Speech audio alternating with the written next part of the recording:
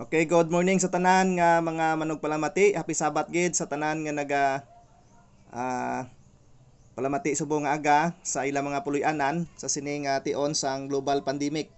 So lipay kita subong nga aga nga may kaygunan kita agud sa pag-interview sang isa naton ka ah, utod. Siya mo ang chairman sang International Crime Prevention Authority kag sang World Anti-Terrorism Agency. So sining aga aton sa interviewon nanungod sang naga atubang kita sa sining pandemic crisis or ginatawag ini nga coronavirus. Sa imo chairman nga paglantaw, ano ni ang coronavirus sa imo nga pag intindi? Okay, good morning sa aton nga mga kauturan kag happy Sabat. Ah, aton gid nga pasalamatan ang Ginoo nga makatimba kita sa iya subong nga ah, blessed Sabbath day, a divine rest or human restlessness, and a divine grace for human disgrace. So it is the seal of the living God. The seventh day Sabbath is identified as the seal of the living God, that He is the Creator. Not only that God is the Creator that we worship, but He is also the Redeemer, and He is the Sustainer. Thus, He is the only absolute solution, the sustainable solution in the great uh, global crisis of this coronavirus pandemic. Okay, so what is behind the global pandemic issue of this coronavirus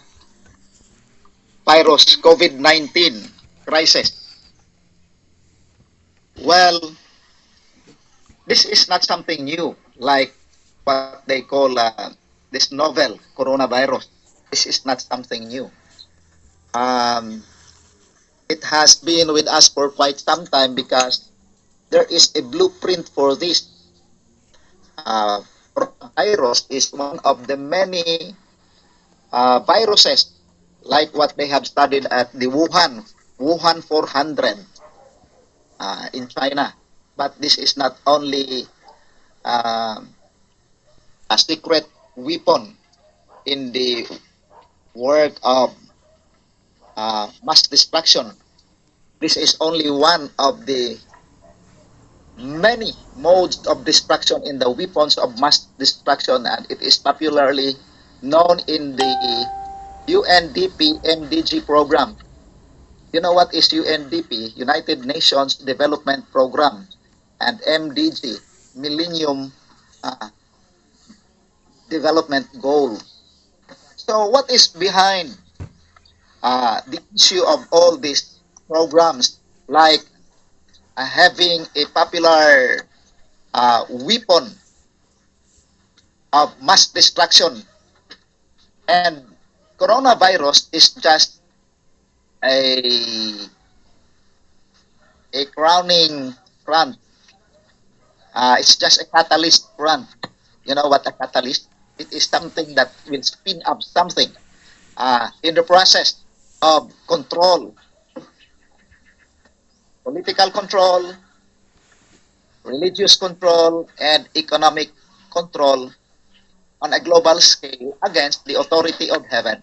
In other words, this is indeed a masterpiece in the work of destruction because it is powerfully and beautifully um, masked in the name of infecting the whole human race. But behind the scene, there is much more to understand what coronavirus really is.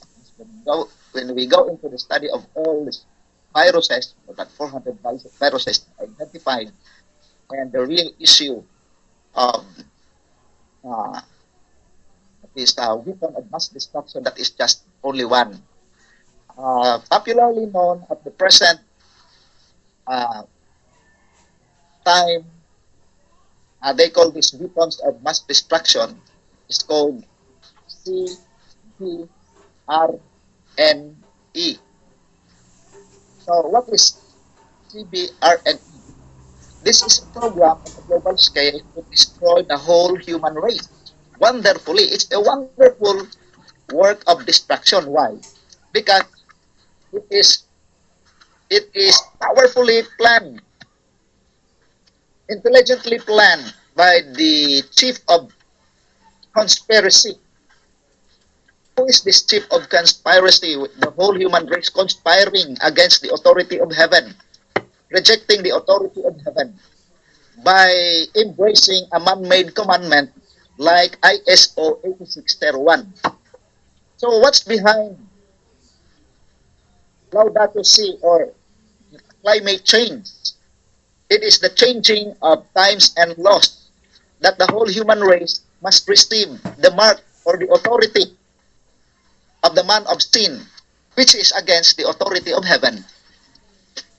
So in other words, this work of human destruction is blueprinted. There is a blueprint there as explained from the pen of inspiration from the Bible and the spirit of prophecy in the books of Daniel and Revelation. So we have this more sure word of prophecy. So we cannot afford to speculate because we have a straight testimony. The testimony of Jesus is the spirit of prophecy. In other words, without the abiding presence of the Holy Spirit, there is no spiritual discernment. We will come out as victims of our own making because of ignorance. Thus, ignorance of the law excuses no one. When we don't understand what's going on behind this pandemic, like coronavirus issue, behind the scene of climate change. But what is climate change? It is what? A beautiful program like preserving Mother Earth, environmental management safety, EMS, and environmental management system like Clean Air Act and many environmental concerns to preserve Mother Earth. And in this case, people who are ignorant on this issue of UNDP MDG behind the scene of CBRNE, weapons of mass destruction like chemical, biological, radiological, nuclear, and explosives, making the human frame as a potential bomb. We will all explode into our own self-destructive mode. It is a masterful work of destruction by way of seduction, persuasion, and compulsion. This is something very strange because it becomes um, a, they call this in the Universal Declaration of the Human Rights as the Magna Carta. This mammoth system of deception, Magna Carta, it's an international law. It is a world law giving the right of every individual, which is the human right of the man of sin, because the Magna Carta is the international law of war, controlling political control, international law of peace, religious control, and international law of neutrality, economic control. So there is what we call a an authority on a global scale, like fronting the global pandemic issue, coronavirus, to implement not only a national Sunday law in the United States of America, but also a universal Sunday law for all the inhabitants of planet Earth against the authority of heaven, changing the seventh-day Sabbath, Saturday, from the first day, uh, now being called ISO 8601 as the seventh-day Sabbath. Why?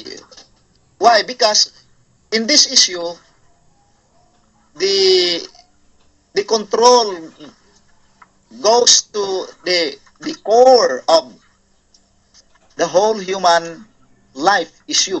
Physical, the mental, the social, spiritual well-being is directly controlled for our own destruction. So this is a self-destructive mode. Without understanding, when we are confused, like it sounds like Babylon being confused, no understanding, no settling intellectually and spiritually, thus we receive the mark of the beast. It is a mark of destruction.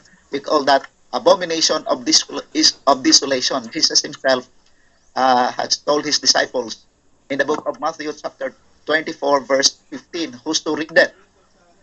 When ye shall see therefore the abomination of desolation spoken of by Daniel the prophet, who's to read it, let him understand.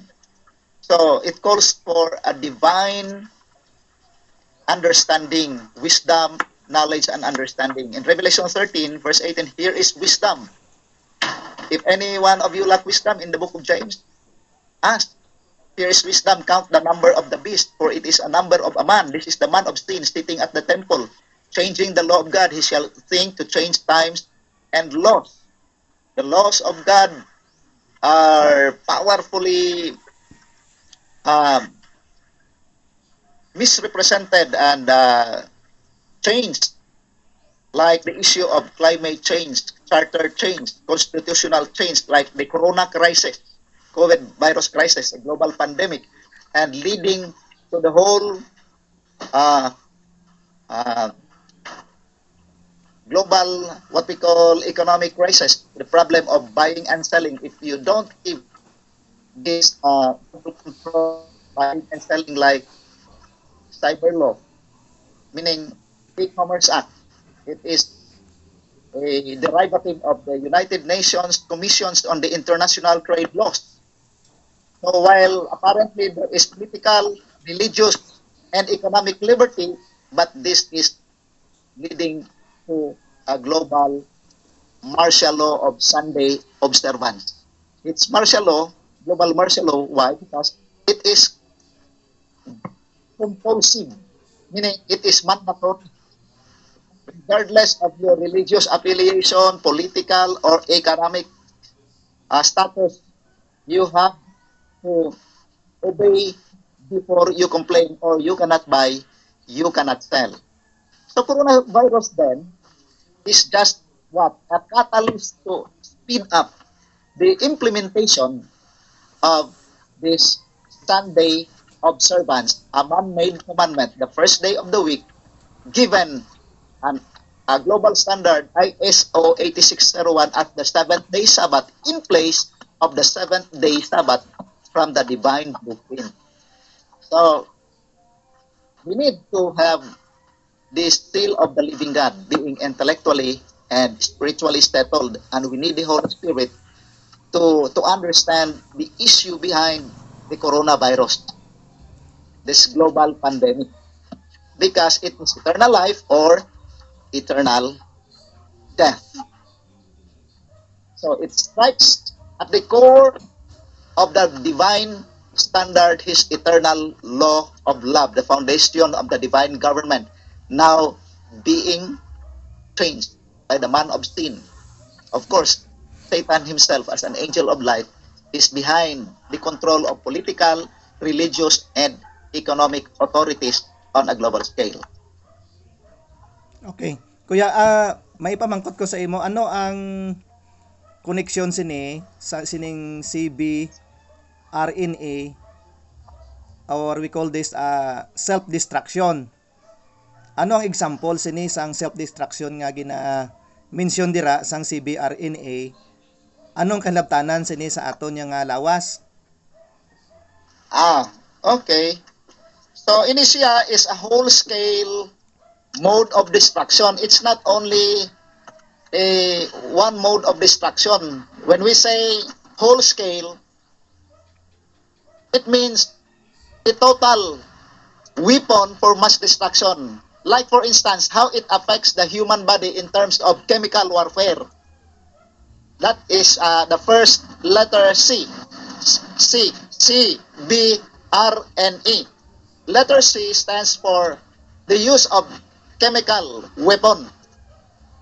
Chemical introduced in terms of our way of life.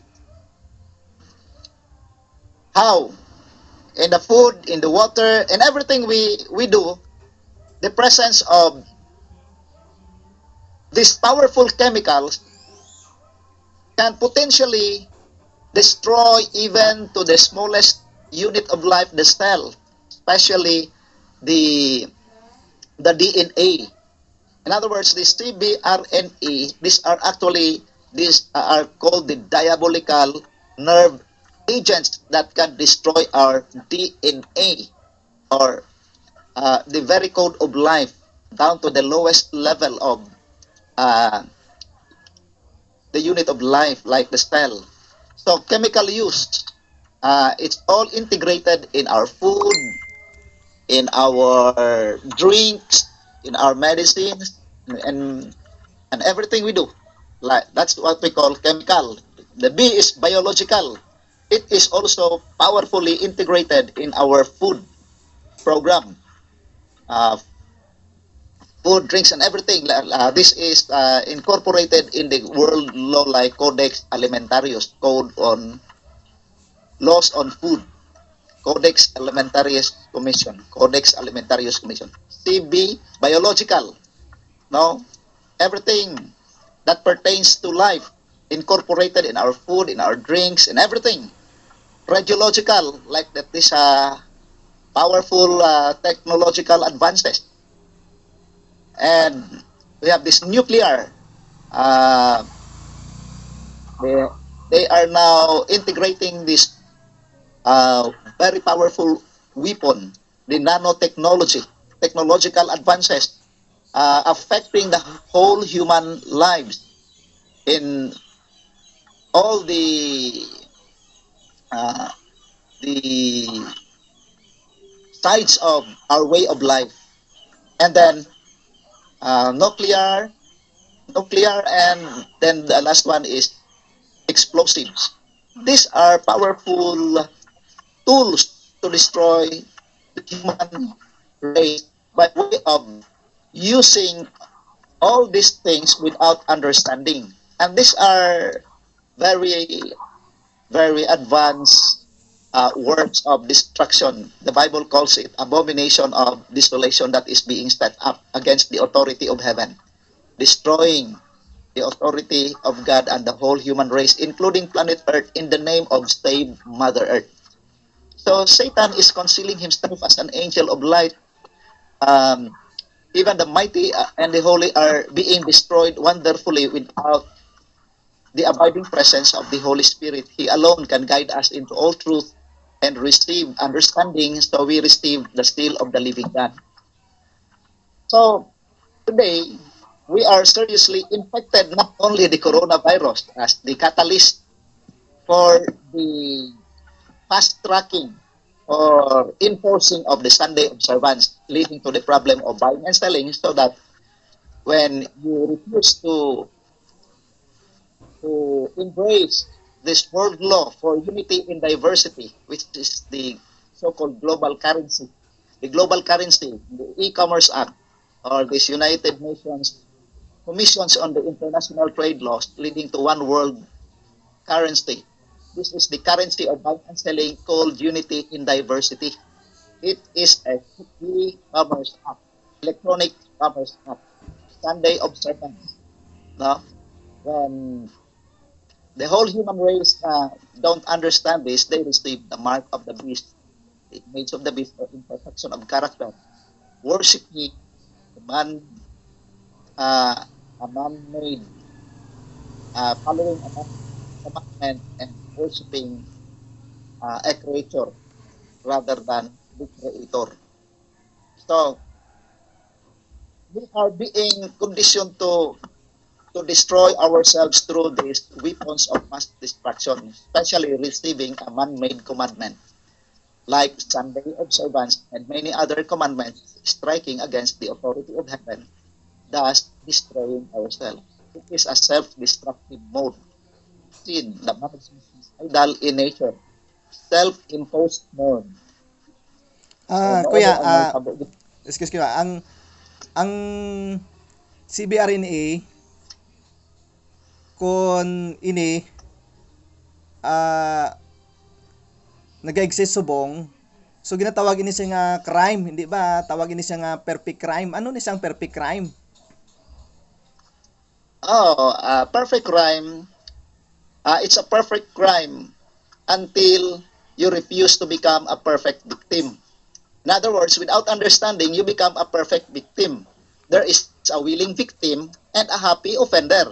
Like for instance, in the Codex Alimentarius Commission, code on it's a law on food. This for to facilitate global and international trading, buying and selling, you have to preserve all this food by way of chemicals and many other uh, tools to preserve and to make it very attractive and saleable.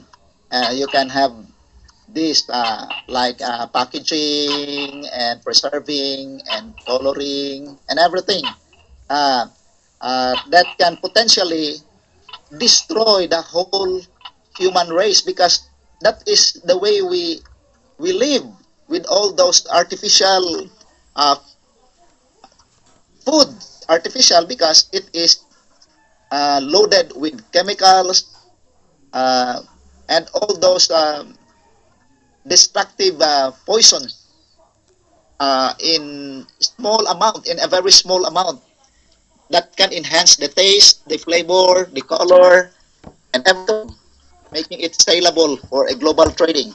But it can result to our own destruction like cancer, diabetes, heart attacks, strokes, lupus, and many other forms of human diseases because of ignorance. Because of ignorance, we destroy ourselves. Thus, we become a willing victim and a happy offender because we don't understand Ah, what's really going on. bot silingon, Chairman, may posible nga ang mga processed food ara dira nabutang. Absolutely, absolutely, because the the way of processing it is designed not only to to enjoy the product, but to destroy. But to destroy. Why? Because it attacks directly what? The smallest unit of life, like the cell, and it also attacks more powerfully than we can think or imagine in the DNA. So this DNA, the basic unit of life coded in every cell, is altered. There is mutation, there is alteration, and there is what we call abnormal growth. Like, for instance, in our food, naturally grown, organically grown, but we don't understand what is being manipulated there by using the ABTF. Uh, ABTF is a agrobacterium tumefacient that can speed up the growth of a certain plant. We can get that in the feeds, no, processed feeds. We call feeds, and in this what we call integrated in the organic farming, uh, agriculture. Now, so many things we need to understand about biotechnology. How plants are being manipulated as genetically modified. It is modified because it is being altered down to the smallest unit of life, like the DNA. And these are diabolical agents that can alter the human being from the lowest to the highest structure of the human body. No, hindi gini siya basta maintindihan kung wala gid ang Holy Spirit mag-guide sa aton kay nga madalom siya, madalom ang iyang approach. Posible ang coronavirus, kuya, may ara na siya dira. Nga dala. O ang virus man gid, coronavirus is popularized as the crowning virus to speed up a catalyst in the implementation of this whole-scale weapons of mass destruction. So bali ginhimo lang siya nga flag bearer ba flagship nga amo ni siya because of the ignorance of the human race. Now we don't understand what's going on in the controversy between Christ and Satan. That this chief of conspiracy, Satan himself, is quarantined here on planet Earth and with all the fallen angels. Ari sila subong as the mentors of the human race for a total destruction.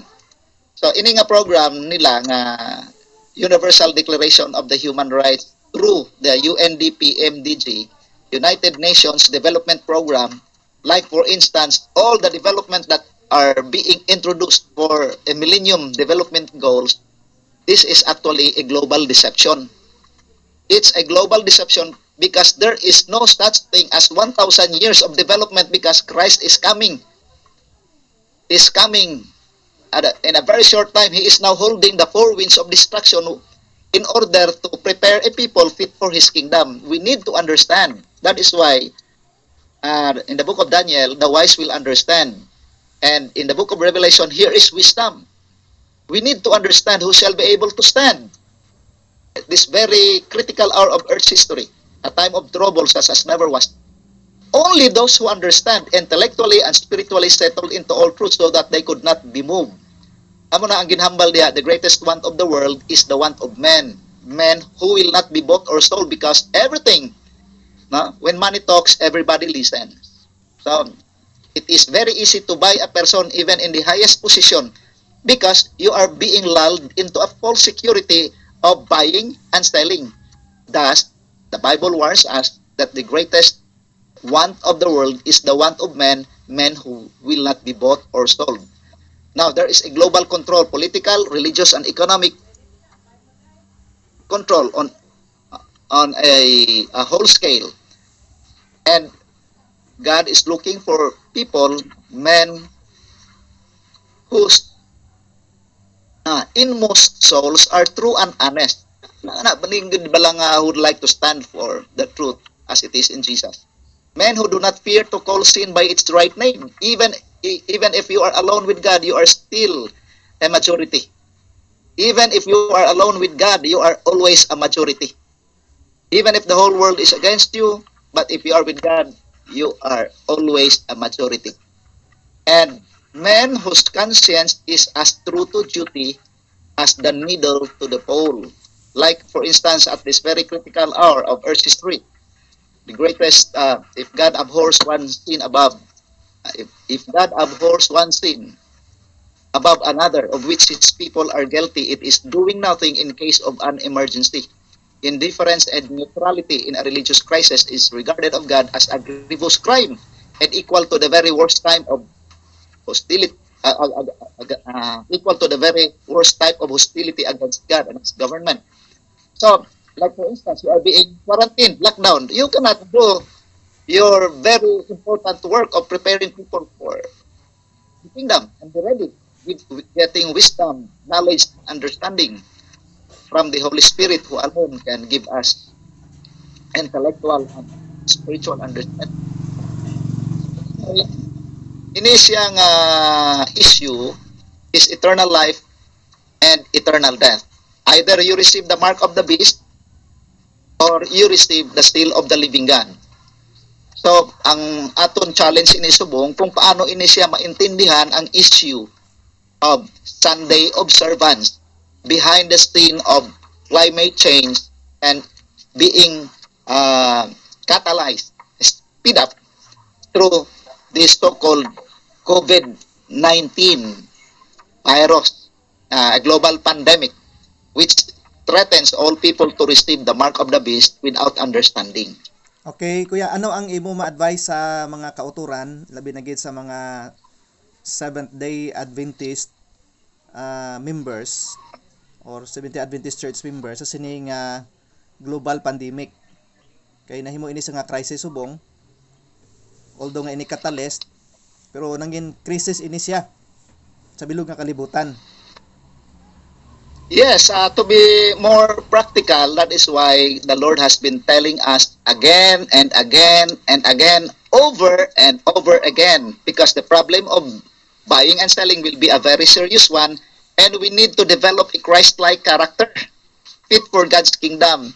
And we need to go into some countryside, remote places, not very far from the city, where we can grow our own food and be secure, develop a Christ-like character by the time, but not residing in the city. God has been telling that to all of His people. So if we are unmindful, we will succumb, no? Maigo ginta sa aton nga self imposed norm. Kaya hindi mata gusto mag suicidal in nature. In man of sin is putting oneself above God. This is self-worship. Self-exaltation, meaning we obey ourselves rather than God. We obey man. That is why we are called to worship God, who is the Creator, who is the Redeemer, and who is the Sustainer, for He can sustain us.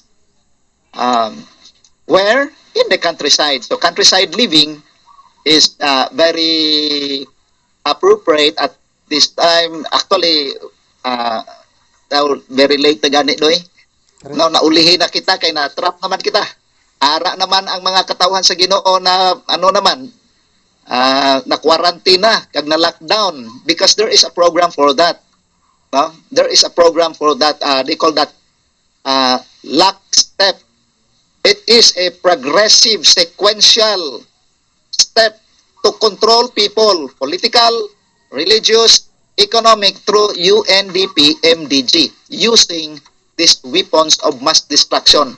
And the ISO standard for this is 8601, Sunday observance. The first day of the week becomes the global standard for a global brotherhood, universal or global brotherhood. Ang man of sin sitting at the temple as the vicar of Christ, no? Who is the chief of shepherds, Dox Clery. If you count the number of the beast, it is the number of a man, and this number is 666, Dox Clery. No? Vicarious Pelidae. That is the man of sin, working powerfully in the political, religious, and economic control. Of course, Satan himself, as an angel of light, is the chief of conspiracy behind the scene in this work of abomination and desolation, destruction for the whole human race. Without understanding, we will receive the mark of the beast. It is a mark of disobedience or rebellion against the authority of heaven or imperfection of character. Ang mga tao nga hindi willing magadto gali sa mga rural areas, ang nabutang dira, rural areas and not crowded, acquire and obtain ti ano ang koneksyon sini sa ilang nga maayong panlawas, chairman? Holistic man gid ang if we look into the issue of death and life and death issue, death, ila na ka letter ang death. Ang first word D, ang last first letter is D, ang last letter H. Disobedience on health laws, primarily on the ground of eating. Eating, man shall not live by bread alone, but by every word. In other words, God would want us to survive at this very critical hour of Earth's history by feeding on the Word of God, settling intellectually and spiritually. So that if we refuse to obey God, we destroy ourselves. We are making a program on a self-destructive mode by not following the divine blueprint. Kaya nga ang health issues man God, hindi lang physical, it's not only on the ground of eating. Mental, social, and spiritual wholeness. Absolute. This is the divine blueprint. We need to receive the seal of the living God. Amo ni ang intellectually and spiritually settled. Kay may ara man nagpuyo sa may ara man sila sa countryside pero without understanding. So damo sila pagkaon dira. Pero there is no character building, character development because they don't understand. Much more for those who are living in the city because the city becomes what? The hotbed. No, amo na siya ang pinaka area of distraction on a whole scale like CB, RNE, ara tanan nga mga modes of distraction, not only on the chemical, biological, radiological, nuclear, and the lifestyle itself. Our lifestyle becomes so explosive that we receive the mark of the beast, a mark of destruction, a mark of imperfection, a mark of being rebel against the authority of heaven by embracing a man-made commandment. Oh, meaning kuya, ang kwan chairman, ang ara sa mga city, amo ginang priority naton nga evangelize. Ti paano naton na sila matagaan sing warning kung kita mismo wala pa nakalumpat sa countryside? Ti ato sa countryside. We cannot give what we do not have. Kaya ang message, ang amo ni ang may tabo ko the last message of mercy, ang loud cry, is not so much a description of a worldwide proclamation of the gospel. I may have the correct theology, but if I don't have a sanctified life, I will receive the mark of the beast. Kuya, dalagi kuya. Bisan pa Kuya, understanding theology. Dalagi kuya. Kay na naputol. Okay. I-kwanta na i-save ko anay ni tapos ma-proceed kita. I-save ko anay dahil lang gid.